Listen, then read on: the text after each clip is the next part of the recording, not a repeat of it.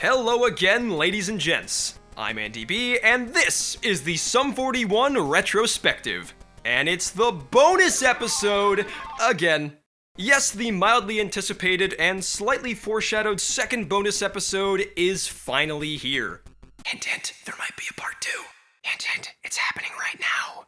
In the last bonus episode, we took a look at Sum 41 bonus tracks. Specifically, every bonus track from Sum 41's studio records. In this video, we're going to cover the other types of Sum 41 bonus tracks, specifically covers and collaborations.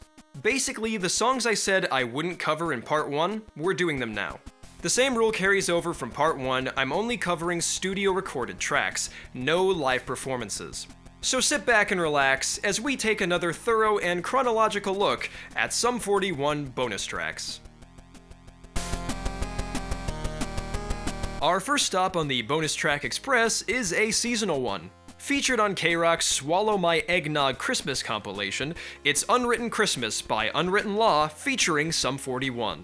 Being into 90s skate punk, I definitely had heard of Unwritten Law before, but admittedly hadn't heard much of their discography. Now that being said, I did enjoy this track.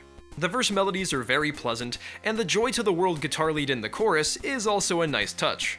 Remember when I was 10? Looking forward to Christmas again, for Christmas Day. The lyrics are pretty simple and straightforward, but they do a good job capturing the feeling of being a young kid excited for Christmas. The Sum 41 contribution comes in the form of a rap verse by Dave and Steve-O. Even though the feature is billed as Sum 41, it's only a half of the four-piece. And much like Fat Lip and What We're All About, the rapping style is very Beastie Boys-esque. Wake up Christmas morning and guess what I saw? It's Unwritten Law and Sum 41 rock and roll. He's on the crossfader, hip-hop parader. Got Wayne on the beat like AC Slater. Overall, Unwritten Christmas is a fun pop-punk Christmas tune. One track in, and so far, so good.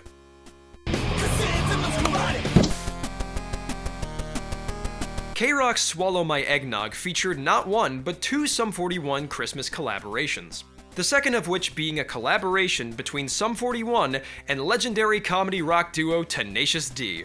The track is called Things I Want, a track in which Jack Black states all the cool shit he wants for Christmas. Jack Black's comedic yet impressive vocal stylings and his bratty playful lyrics make up a lot of this track's charm and character. In comparison to Unwritten Christmas, Sum 41 makes a more significant musical contribution, providing a majority of the track's instrumental. Although given the classic heavy metal stylings of the track, it sounds more like Pain for Pleasure than Sum 41. Ho, ho, ho! So many Christmas letters, so many wishes.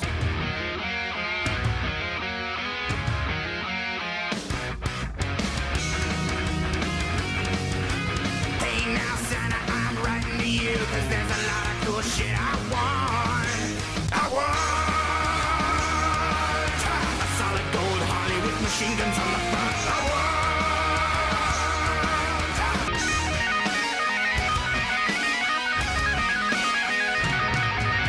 There are some cool riffs, and the energy is definitely there. However, in the context of the Sum 41, or should I say Pain for Pleasure discography, it's still more or less a somewhat generic Iron Maiden homage.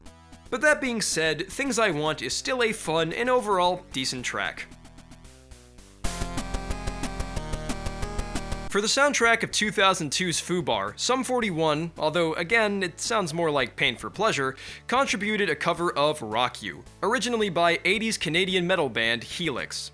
Now in my opinion, the original track isn't really that great. It's a very cliché 80s hard rocker with dime a dozen riffs and cheesy lyrics. Though I do like the lead riff in the chorus.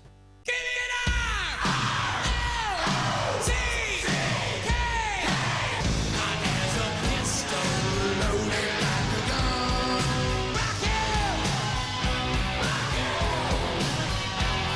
It's not the worst, it's just very of its era, featuring many 80s hard rock cliches and not exactly executing them the best. The Sum 41 cover features updated production and different vocals, but the core song remains the same.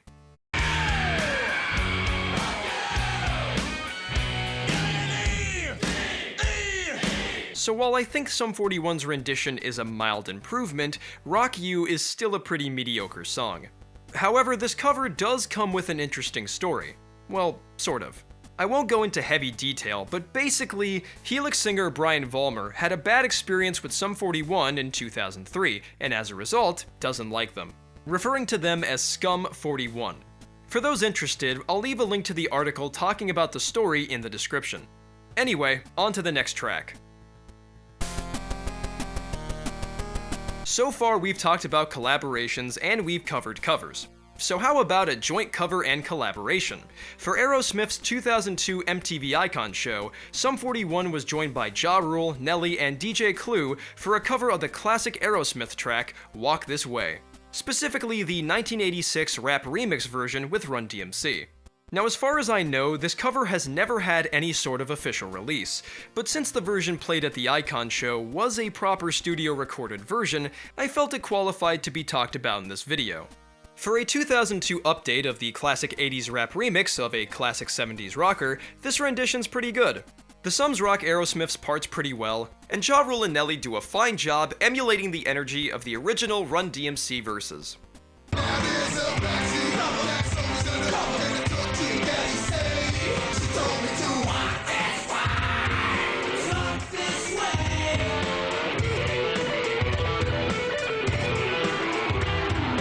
But like I said, this track never had an official audio release, so the only way to listen to it is through the music video.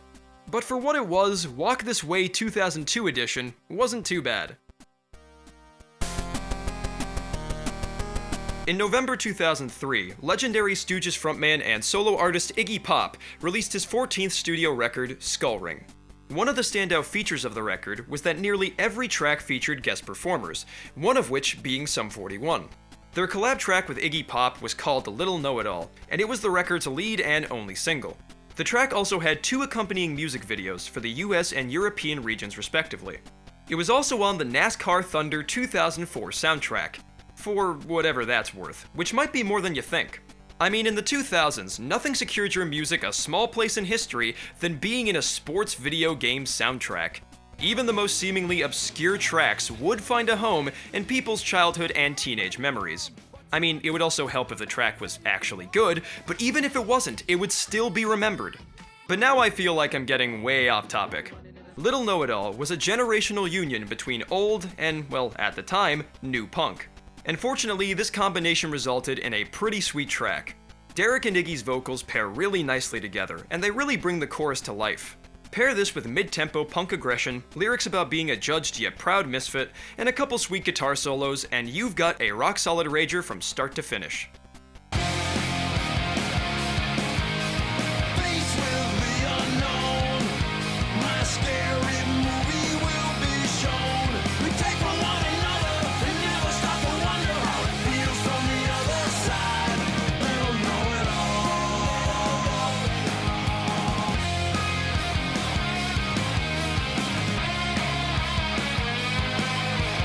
Overall, Little Know It All is a great track, and one of my personal favorite Sum 41 collaborations.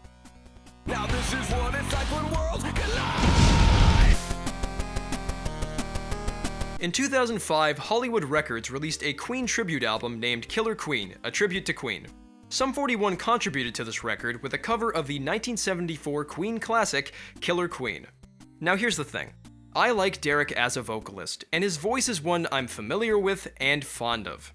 But that being said, in terms of technical ability, he's nowhere close to Freddie Mercury.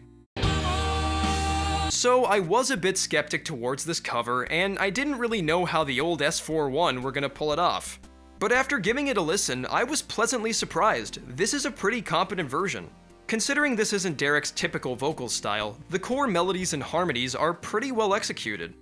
She keeps a low-end shadow in a pretty cabinet. Caviar and cigarettes, a well-used Connecticut. Met a man from China, went down to Geisha Mata. Guaranteed to blow your mind anytime. Sure, Sum 41's vocals still aren't as strong as Queen's, and the guitar tone, specifically the guitar solo tone, isn't as good as Brian May's. But overall, it's fairly good. It doesn't top the original, but if you're a curious Sum 41 and or Queen fan, I definitely recommend giving it a listen. In 2006, while working on Underclass Hero, Sum 41 released a cover of the classic Misfits track, Attitude, exclusively on their MySpace page. Oh, that sentence just reeks with age, doesn't it? And yeah, it's Sum 41 playing a Misfits song.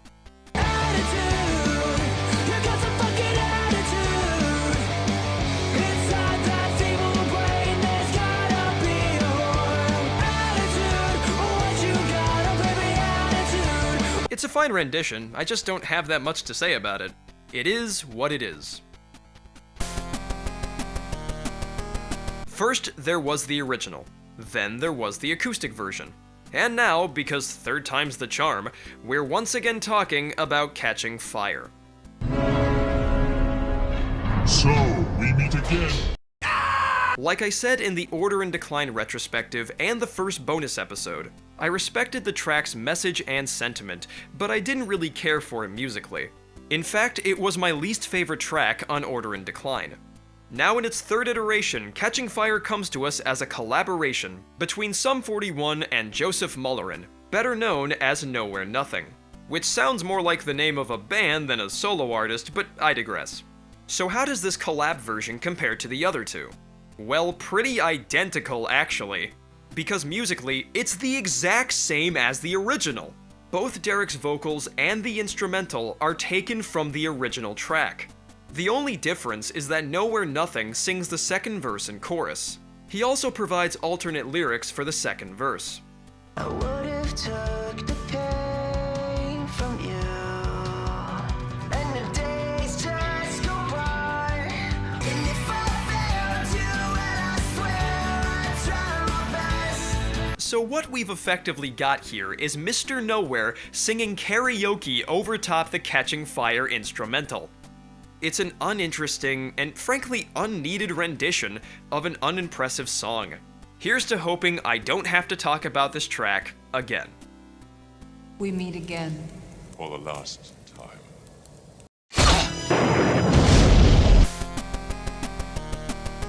The first of 3 Derek Whibley feature tracks that we'll be looking at in this video, No Defeat for the Brave is definitely the heaviest. It's a collab between Derek Whibley and British metalcore band While She Sleeps. The track comes off their 2021 album Sleep Society. This is also the collab track that features Derek most prominently, with him singing the first half of the verse, in the chorus, and in the bridge. And in all 3 sections, Derek gives a solid performance and sounds like a natural fit for the song, especially in the verses, which have more of a punk drive to them, not unlike the kind you'd hear in a classic Sum 41 song. There's no release, no escape. Two sides, but they both shine the same. If we're all at peace, breathing life into the dead of us is getting the better of us.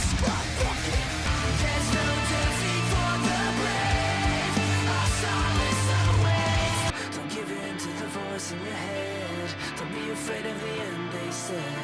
Similar to tracks like Fat Lip and No Brains, the song takes you through many different feels and ties them together in a flowing, cohesive way. And every section is memorable, from the punky verse to the anthemic chorus to the groovy breakdown. However, I do need to address the guitar solo, because it's incredibly kick-ass.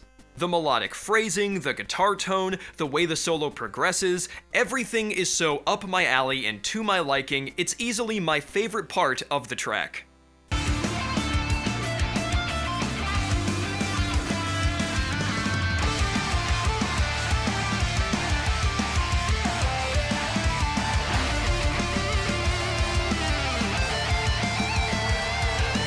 Overall, No Defeat for the Brave is a fantastic track. It fires on all cylinders, both melodically and aggressively, and is another one of my favorite Sum 41 collaborations. Now this is what it's like when worlds collide. Another fairly recent track, Shooting Star, is a collab between Derek Whibley and new school pop punker Skate for his 2022 album Last Day on Earth. And with this bonus track, I finally get to talk about new school Gen Z pop punk. Hooray! Now, I don't want to sit here and act like a bitter old man and rant about how pop punk was better back in the day.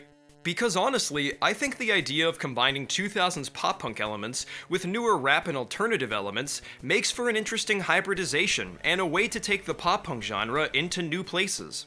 But while I don't hate Gen Z pop-punk in concept, I think it often fails in execution.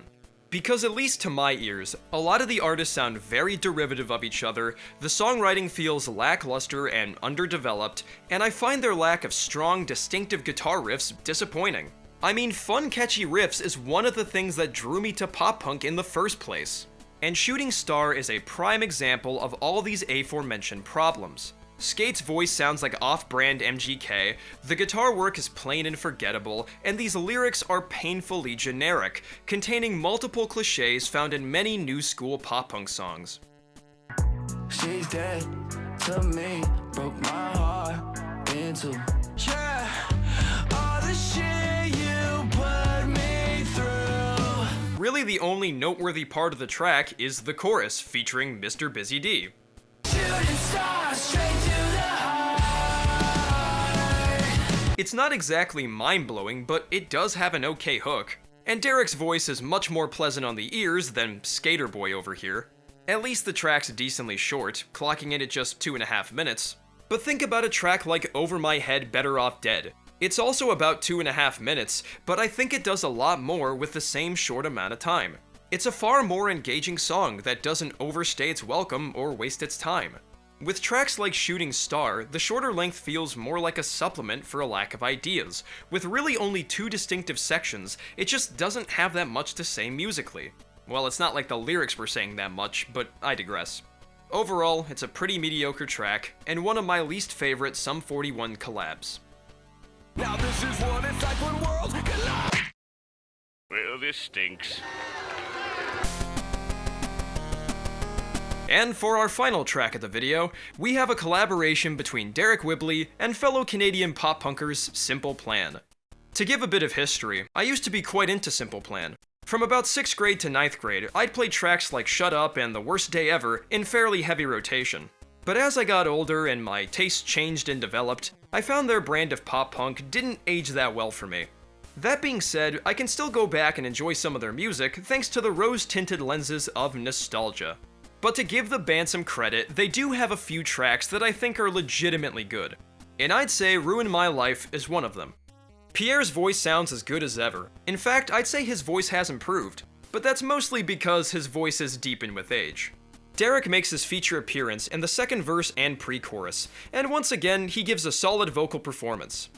Why'd I let you in my head? I never should've let you creep in. Used to lie awake and let you occupy my mind.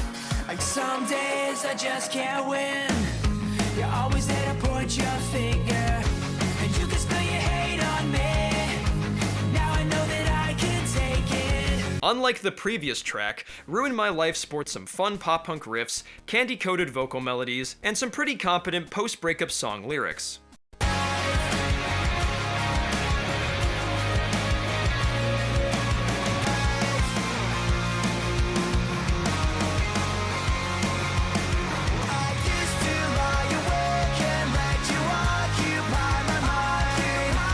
You know, I wasn't expecting to dislike this track, but I'm genuinely surprised at how much I enjoyed it.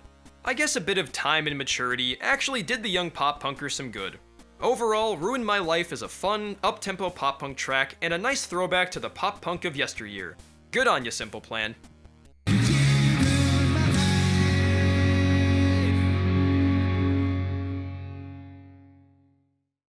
And those were the tracks. And just like with most collections of vaguely related songs, it was a mixed bag. I mean, the covers were pretty good, maybe aside from Rock You, but the collab tracks were a bit more hit and miss. But hey, inconsistency is the nature of the beast when it comes to collaborations. The melding of multiple musical minds can result in both masterworks and mediocrity, and apparently really good alliteration. And yes, I know I've been joking about it, but you know, this is what it's like when worlds collide. I mean, all my favorite bonus tracks from this bunch are collaborations. Specifically, Little Know-It-All, No Defeat for the Brave, and Ruin My Life. The last few years have seen a bit of an uptick in Sum 41 collaborations, so I'm curious to see if this trend continues and what kind of tracks we might get as a result. We might even get a collab track on their upcoming Heaven and Hell double album. But I guess we'll just have to wait and see. And with that, I think I'm just about done here. So as per usual, I'm Andyb, I hope you enjoyed the video, and if I make another, I'll see you then. Take it easy.